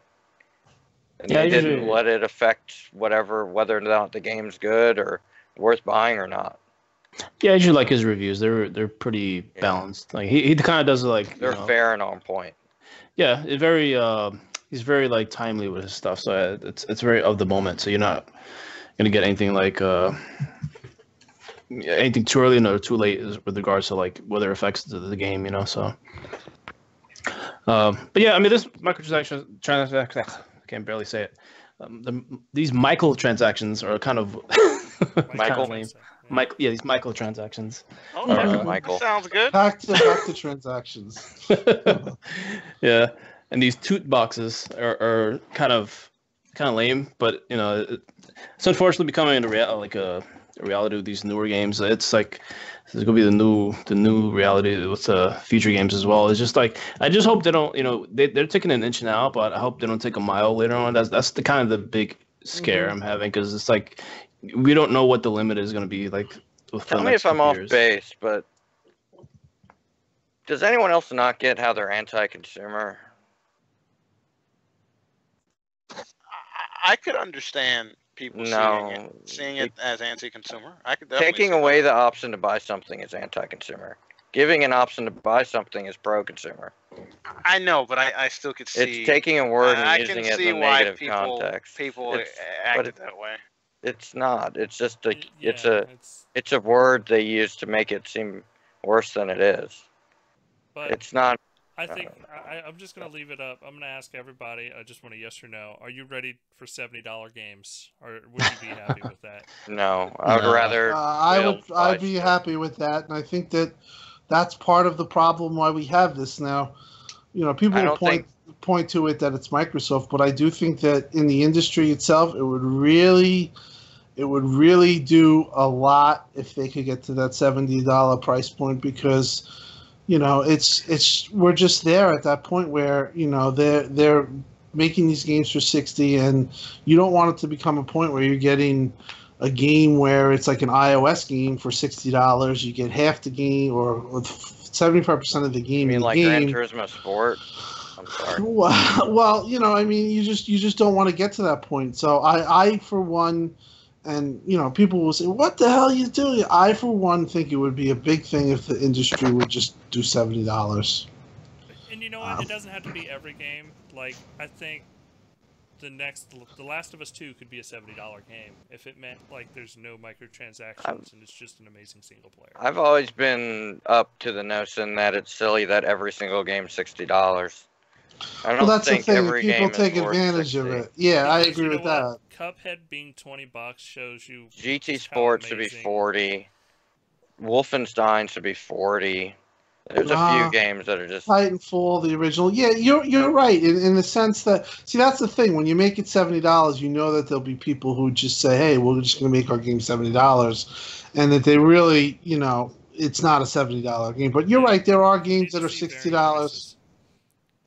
I don't know. Well, the I don't thing know. is, when they're cheaper and they sell more, it's like with Steam sales. Game developers come out and they admit with the game sales they make way more money than they did when the game launched. Because it's not about the $60. It's about the amount of copies they sell. No, but like the upfront, if they can make a decent amount on the a $70 mark sale and get an extra $10 from everybody. But I think it's too late now. I think like Rockstar's never going to do that. Rockstar, they make so much money off SART cards, they don't give a shit. Yeah, I mean, we probably already missed. We're beyond the point. Yeah, I feel like over 60 is too much. It's still too much because they have way too many types of revenue streams from the game itself that it shouldn't really justify a higher price because you got the season pass. Hey, Mike's in the chat room. Just wanted to... Oh, what's up, Mike? Hey, what's up, Mike? Thanks for coming to join us. Mike's always coming and dropping in. Yeah, it's like so when but I mean, I feel like there's too many types of. He said the audio is laggy. Oh, sorry. It's weird. Skype. Yeah, it's probably Skype. I hate to say it. Unfortunately. But yeah, I feel like there's too many ways to make more money out of the game than just the 60. There's the microtransactions, there's the season pass, there's the whatever else you're charging for the online. I mean, I don't know. It's too many things that they can still milk money out of you to justify like a higher price, hike. So it's just like. Unless you wait for a sale, like I got the Star Wars collection, the what do you call it, the Ultimate Edition for like $4 or something. That was a great deal, man. I felt like I stuck it to them on that one.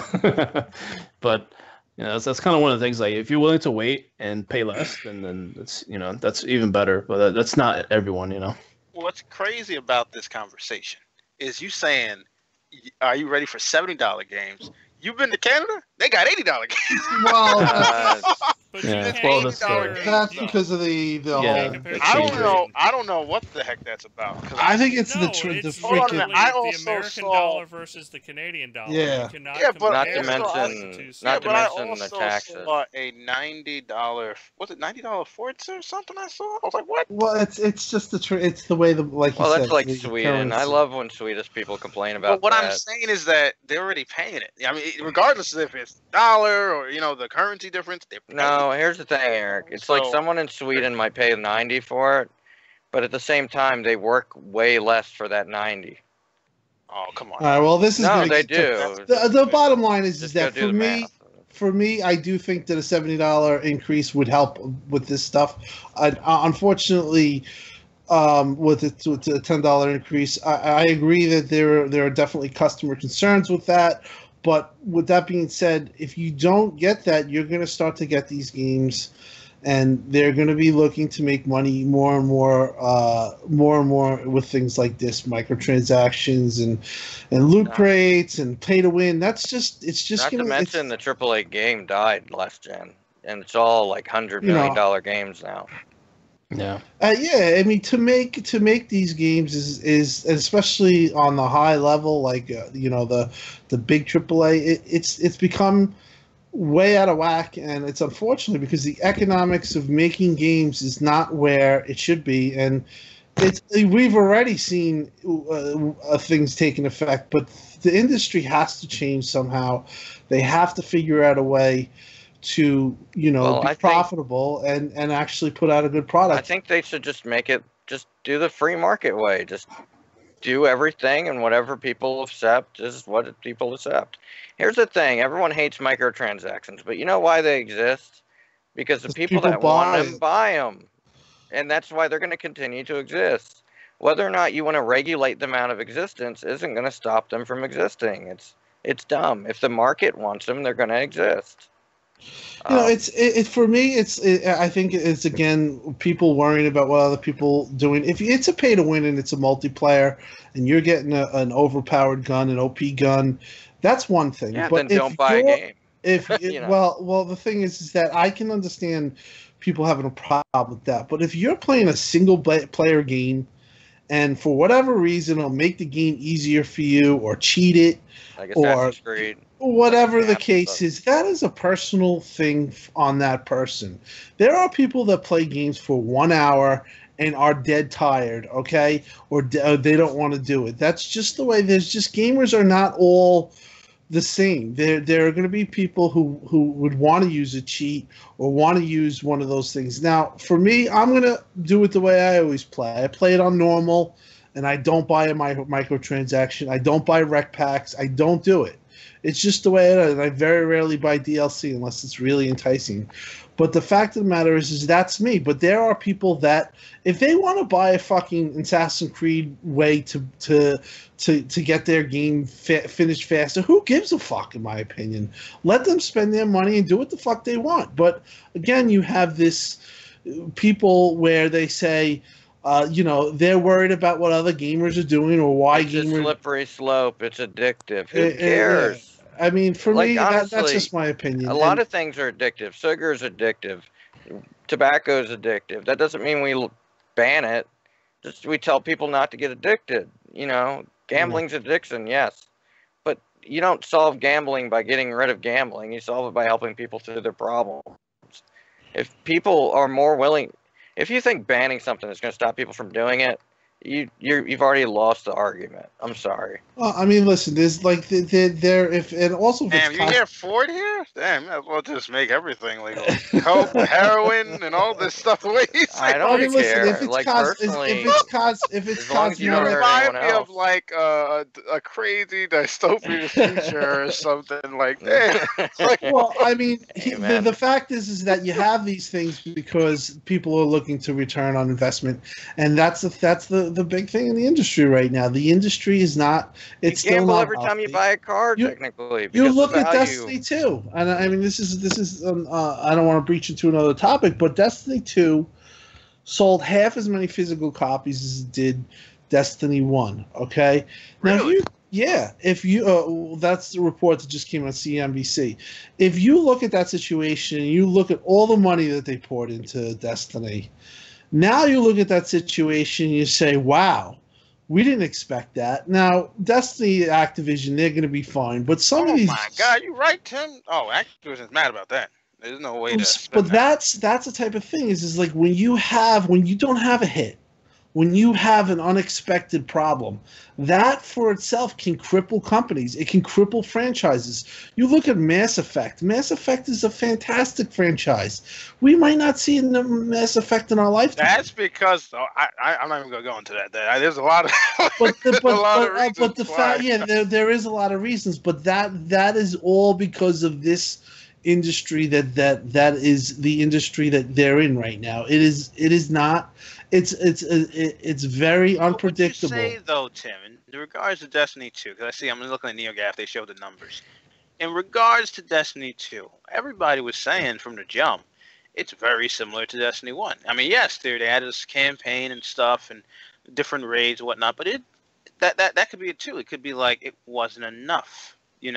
Like Call of Duty still is on decline, but it's not like it's not. No, Call of Duty is still a juggernaut. To be honest, Destiny 2 Destiny's 2 decline also has to do with how how Bungie has treated IP and how they've treated the community. So, especially the Xbox. I mean, I do think that they're still going to be successful in the fact that it's still pretty successful. But I mean, Destiny 1. Yeah, but I don't think this is going to be able. They ain't going to be able to keep the shooter out. They're going to have to get a new shooter after a while because this is not good. No, for they're not going to need a new shooter. They're going to need to treat the communities better. You might as well just put this game on free to play eventually or something. Not to mention, you got to remember the amount of people that bought Destiny 1 because they were told it was one thing, and they bought it and it was something completely different. I mean, yeah, acting like it's doing Lawbreakers. Listen, Lawbreakers is on. It's not even on life support. It's like they threw. It's on Cliffy B and 4 of his members playing. You know what? That's it. Lawbreakers is on. It's not even on. You know what? That's the whole Lawbreakers community. Cliffy B. It's on Cliffy B and 4 of his members playing. You know what? That's it. All right, hold on. That's the whole community. Cliffy All right, B. everybody, It's calm on down. Cliffy B Calm and down. 4 of his members playing. What is Dusty, your audio's going back through it. Yeah, I know. I'm just paused it all. All right, we're good. But thank you, Dusty. Well, I was trying to fix the stream. Hopefully, somebody can check to make sure we're not like the audio's not delaying anymore. It should be. Right. I just paid like $40 in Lawbreakers. to fix this. Lawbreakers isn't. They're not. You know where they are. You know that elevator that lowers the coffin into the ground. That's what they're on. They're below that, man. They're Dusty, blown up. Still echoing. They're blown up in a freaking world war, and they're dead below that elevator. Yeah, but you know what's crazy though? With Destiny, though, like with Lawbreakers, that's okay. It's a new IP, and the game is $30. No, it's $30. No, 10 people. I know that's pretty bad, but with Destiny, though, it's different though. Destiny, I would think, is worse than Lawbreakers for the simple fact that this is it's supposed to be a juggernaut like franchise, right?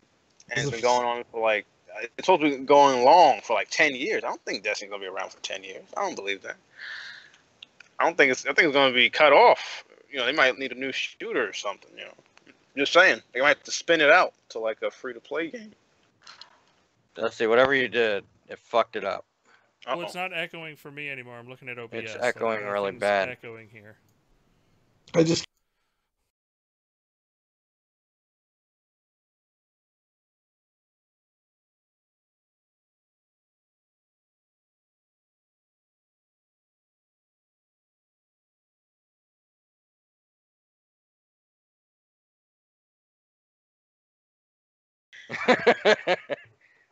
Danger, War Washington over there. Am I botting? There you go. Am I botting? You were botting pretty bad there for a moment. No. Oh, my bad. Yes, I'm still hearing an echo. Jay, it's because you have to have another window open because nobody else is hearing it. And I literally just closed every single browser I have. I've closed everything. It's fixed. Yeah, I don't know why it started playing audio. And it wasn't doing it earlier. Because I'll just let everybody know what the issue was is we were sending Beam too high of a it was having a transcode too much. That's why it wasn't giving a clean audio on. You mean Mixer? On Mixer. Are we down right now, or are we up? No, it's up. Are we still broadcasting? Yeah. Okay, so just keep I'm going. just letting people know what's going on as I literally just reformatted my computer today and have been everything's kind of really fresh and just being set up. So that's what's going on right now. What's the next topic? No, I think that's it for topics of the week. We're just moving on to what you've been playing. What's the next?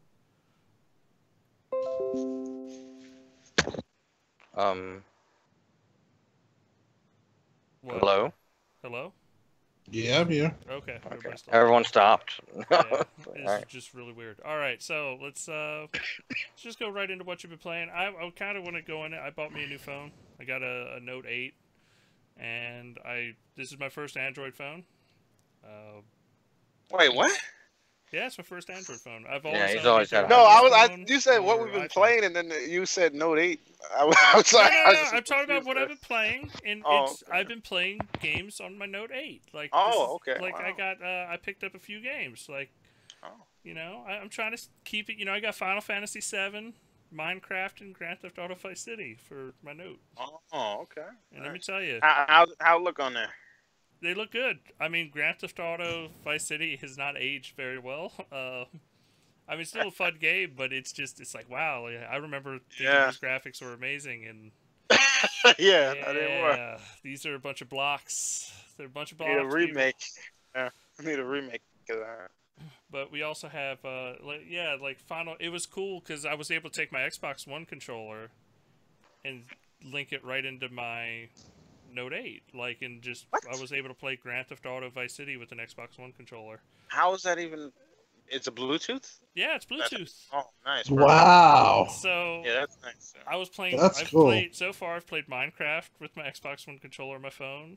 Final Fantasy VII works, and Vice City, like all 3 games on an Xbox One controller. Yeah, his Note 8's awesome. Like we went to a restaurant to eat, and it automatically put his phone into Do Not Disturb. I'm eating. It's OLED too, right? It's AMOLED. It's OLED yeah, it's really and AMOLED.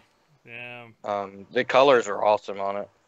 Another thing, something really nice. I like all the settings on how, like, if I'm in my house, it doesn't lock my phone.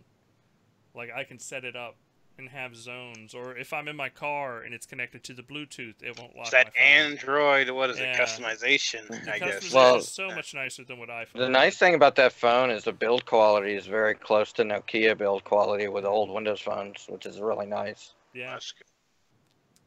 That's good to hear. But yeah, I like the pen. I've been making little, like, GIFs and stuff out of it. It's been pretty awesome in that front.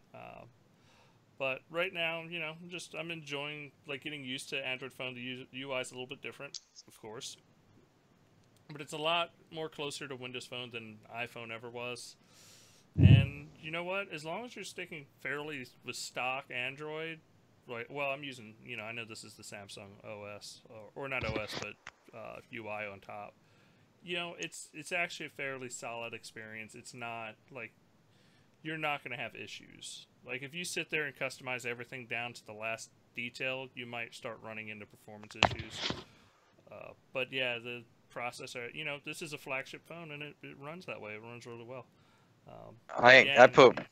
I got Windows tiles on my phone. But I'm just, like I'm enjoying it. I still am not the hugest fan of phone games. Something I was very disappointed at is the Better Together update has taken away the VR headset mode in Minecraft on Android. So you can no longer do that, which I was kind of disappointed on because I wanted to look around my world, but now I'm not going to be able to. Hopefully they bring that back with Better Together. And, that's... Between that, I don't think I've played anything else. I know I'm looking forward to Jackbox Party Pack 4 that comes out next week on Friday. And I played Cuphead, just kind of the same games. Nothing really new. Oh, one other game, because Nintendo bought it for me, wanted me to talk about it, is Inverse. Came out on Xbox. Yes. It's a really fun game. It's different, interesting. It's more like kind of an arcade game. But yeah, it was a fun little game to play for a while. Tim, what have you been playing? What's going on in the world of Tim? We haven't heard from you in months, it feels like. So. Well, I've been playing Forza 7. I'm about 20, I would say 15 to 20 hours in. I'm in the, I'm racing for the Drivers' Cup. Pretty much did Seeker. I'm almost done with the second part of the second. I think it's, I don't know, I don't remember the name of it, but I have to say the game is fantastic. Breakout. Yeah, I'm going to the third one right now. I think I have like 5 more races left in that one.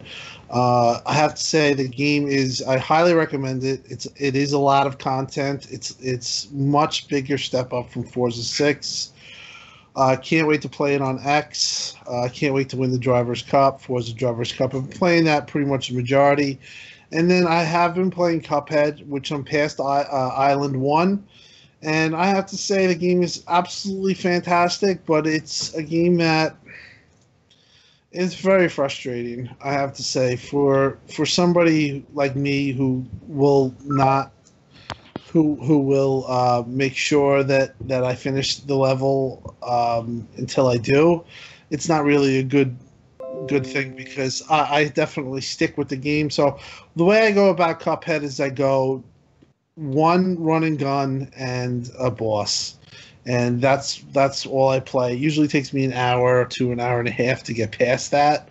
But I have to say the game is an absolute incredible deal for $20, and it's what gaming's all about. It's I have to say that the soundtrack and the sound quality, the overall design is top notch. It's up in my top three. I actually had a conversation with somebody at Ori, and we were talking about Ori's soundtrack, and we were talking about Cuphead's, and he asked me if Cuphead is it going to stand the test of time? Meaning, in 5 years, are you going to be remembering Cuphead songs? And I do think that in 5 years I will be able to hum some of their songs, and I do think that it's going to stand the test of time. So I have to say Cuphead is a essential buy for an Xbox owner. And that's pretty much it. I haven't played much other than that. I have Forza 7 and Cuphead, and I'm really just gearing up for the November 7th event when we're going to get the X, and I'm getting 2 X's. I'm returning 3 Xboxes to get this, and I'm going to have 2 Xbox One X's at the house, and I'm just waiting for that pretty much, and really happy with Xbox right now. Will, what have you been playing, buddy? Oh no, did Will? No, Will's here. Oh, yep. Sorry, I had it on mute. Will was Ericing it. Well, as we've heard earlier, I've been doing traders things, and I've gotten a PS Pro. Picked up. Ponies. I'm sorry, man. I had to do it, man, because I had amassed a bunch of those flash sale games. So I was like, I need to get the console just to play these games already. So I'm playing a lot of Uncharted Collection, really enjoying that. I'm up to part 2. Really looking forward to getting up to 4. But yeah, really enjoying it. It kind of makes me wish Xbox had more action adventure games. See, this is what happens when you leave somebody at a racetrack. It's unbelievable. But yeah, I've been playing that. And for the Xbox side, I've been playing Cuphead, Forza 7. Yeah, it's good stuff. Ruiner, which is a good indie game. I've not even played that. A lot of good stuff heard about that. It's short, but supposed to be very good. Yeah, it's a good cyberpunk style. If you like Blade Runner, which I saw recently, Blade Runner 2049, it's just an awesome movie. I would definitely recommend Ruiner if you kind of like into that style. Playing what else? Doom, kind of got back into that a little bit. A lot of these games I wanted for Xbox One X stuff, but in the meantime, might as well play them. So it's not really that far off anyway. So I was like, I figured just play some of these two and I'm glad Fable Anniversary came back and pat. I mean, I played a little bit of it. Performs okay. It's not like a drastic improvement, but it does perform a little bit more solid. It's still a little inconsistent for me, the frame rate, but plays okay. Excuse me. Well, that's pretty much all I've been playing. I've been trying to juggle PS4 and Xbox. It's tough, man. Yeah, I feel you. Eric, what have you been playing other than Smite? I gotta admit, I have not been playing a lot of games. Okay, I have not even touched Forza 7, which I won't until the X comes out. And I didn't even play Cuphead. I didn't. So that'll be another game to play with the X. I have some games lined up. I could play it, but I don't want to ruin experience by playing it now. Like, it's not that big of a deal. I already, I mean, I don't want to do that. Mm-hmm. But I did play. Came back. I've been playing a lot. Just yesterday with Steph, played a lot of Battlegrounds. I got. We did good. We got to the 4th place. We didn't get chicken dinner though. So, it's been. I got to play with the new guns. The Mini. Oh man, I can't remember the name. Mini 12, 14, I think. It's a sniper rifle. or assault. I don't know. It could be an assault rifle too, or I don't know what it is. That's fun to use. I got to play on the fog map finally. That is scary. You can't even see anything on. Like you can see, but like you can't like find a car fast enough. Sometimes you can't. It's like be in the woods and you gotta like creep up. I like that. I like that they added the fog in the map. It changed the game, and they have like this eerie, moody like sound, and they have to add that too. It makes you look around like what's going on. But that's the only thing I've been playing. Not bad. All right. Well, I would normally ask Steph. Steph dropped out of chat. His phone died. Oh, he's on a camping trip. Oh yeah, he said that. Yeah. Jason, you want to finish this out or finish it off? Yeah. Kind of disgusting. I'm gonna start off by saying huge fucking surprise. I don't want to cause anyone a surprise or heart attack or anything like that. Forza's great. HDR is a huge, great implementation of this game. I'm really, the colors are fucking just awesome in this game now. And it mixes really well with the dynamic lighting. The game itself is awesome. A lot of great improvements over Forza 6. I've been having a lot of fun with it. The progression, I really like, I've seen back and forth on it. I really like the homologation stuff where you can't just make an overpowered car anymore. For the series, you have to build something that will work. Thank you, Eric. Sorry.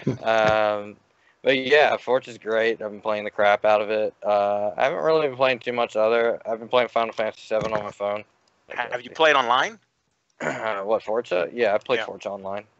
It's always a shit show online though. It's like you can't go too ahead. Play with. I mean, that depends. Honestly, every game's a shit show online. I'm gonna be completely honest there. If you want, every racing game's a shit show online because 90% of the people are assholes. I hate to say it. If you really want to do some good racing on Forza, your best bet, the very best thing you can do is go to a good forum and find people doing leagues and having fun and get together with a group. Go on Xbox. In the app, you can literally look for group, and you'll find. I was going to say that's the second best thing. Yeah. Go to looking for the group. Find a race. I recommend looking for tags that are adult only, mic required. If you go for those two things, you're usually going to get for some required people. Yeah, clean racing for sure. Well, not even clean racing, as long as it's mic required. You don't want people just slamming into each other. They're gonna. Yeah, like bumper cars or something. Oh god, I hate that. But other than games, I do have a tip for people. I know it's kind of a little off the thing, but I wanted to say it before the podcast is over. Windows Central, I think, recently had an article about how you can go ahead, and if you are in the preview dashboard, how you can actually start downloading 4K assets for the games right now for the Xbox One X if you have an external hard drive, so you don't have to download them day of. You press the dashboard button, you go over to settings. 1 second, settings is loading. You go to system, and then you go to backup and transfer. And then the very bottom option is going to say download 4K game content, and check that. And when you're in My Games and Apps, if you want to see if one of your games if a 4K version is downloaded, you go over the app and you press left bumper, right bumper, view, or select and start at the same time, and it will say Xbox One X on it if you have the Xbox One X version installed. Currently, I actually right now for Forza 7, I have the Xbox Scorpio version installed. Yeah, you can. Oh, so you have the whole assets in there, so you don't gotta do it later. That's smart. Let me see. I can actually tell you. Let me see. How big's your drive? The game is currently, with it all downloaded, is 95.6 gigabyte, but that might change. That might update later, and probably get a lot bigger. Okay. My hard drive is, I think it's a 4 terabyte. Yeah, that's good. Yeah, I deleted quite a few games, and I really only left the one. You're gonna need that because the sizes are pretty big on Yeah. Well, I deleted most of my games. Currently have 67 installed. and I just left games that are going to get enhanced. Yeah, that's smart. Yeah, it's a good idea. So, yeah, that's my tip. All right. Well, I'd like to thank everybody for listening to the end of the podcast. If you joined us live and we had streaming issues, I'm sorry about that. That'll be worked out by next show. I'll be honest, I let the OBS do an automatic configuration. It tested my connection and decided what settings to use, and I didn't manually do it. So that's why we had issues. Don't never let anything automatically do anything. And I think please write us at letters@xboxuncut.com. We'd love to hear back from you. But that's going to do it for us this week. We'll be back next week on Friday, 8 p.m. Eastern. See you then. Peace out. Bye, guys. Later.